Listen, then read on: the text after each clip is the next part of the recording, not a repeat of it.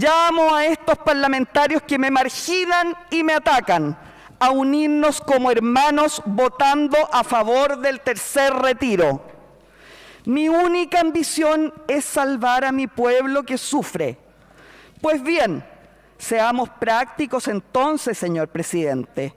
Le digo desde aquí al desgobierno, a Piñera y sus secuaces, que me comprometo a no presentar mi candidatura a ninguna elección presidencial si el Ejecutivo patrocina nuestro proyecto de tercer retiro y, por cierto, no lo lleva al Tribunal Constitucional.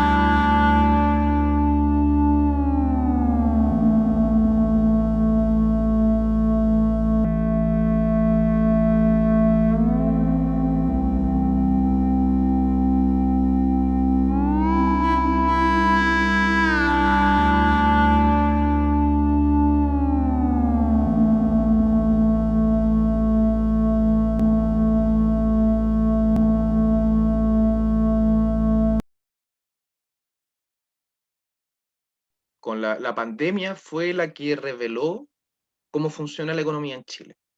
El estallido social lo que hizo fue denunciar que cómo funcionaba la economía chilena no era algo positivo porque quienes se suponía que nos beneficiamos del proceso, no, en realidad no estábamos obteniendo los beneficios. Lo que pasa con las economías como la chilena, que son economías que están en vías de desarrollo y que tienen un pasado muy fuerte de dependencia económica hacia indicadores de consumo, es que muy buena parte del Producto Interno Bruto actual no se explica por las vías que mantienen el crecimiento constante, como es la inversión, por ejemplo.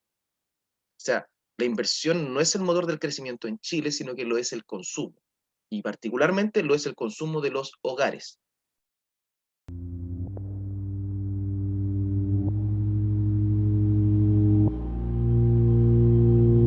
Generalmente los economistas no recomendamos esto porque el problema es que después terminas sacando deuda para pagar deuda y por lo tanto se crea una cadena de deuda infinita, que luego termina afectando indicadores macroeconómicos como la inflación, como la tasa de interés, como la tasa de depreciación y otros elementos que después tú tienes que hacerte cargo como economía y hacen que finalmente todos estemos peor.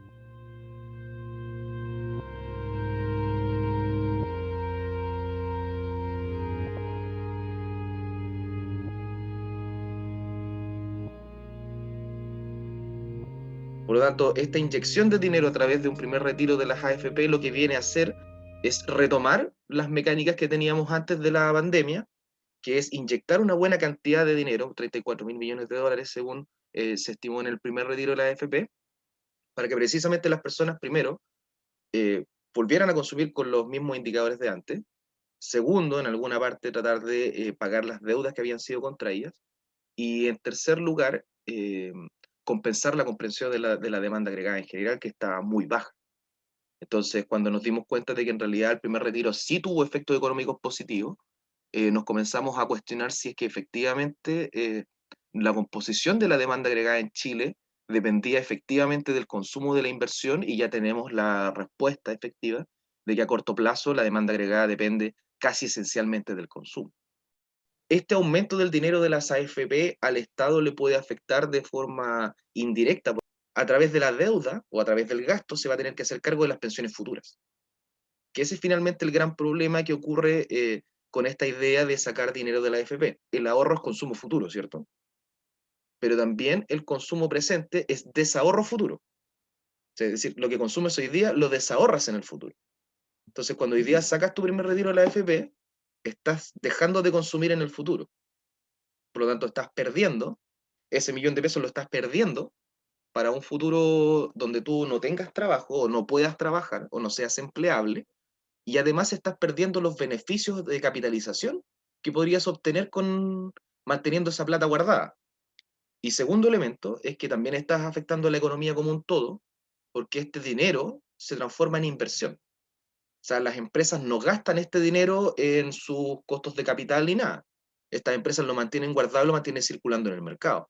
Entonces tú cuando sacas los retiros de la AFP, estás desinvirtiendo una cantidad de dinero que antes estaba en fondos de inversiones, lo traes a la economía real y por lo tanto se pierde toda esa capitalización que podría haber tenido en el futuro o en el presente.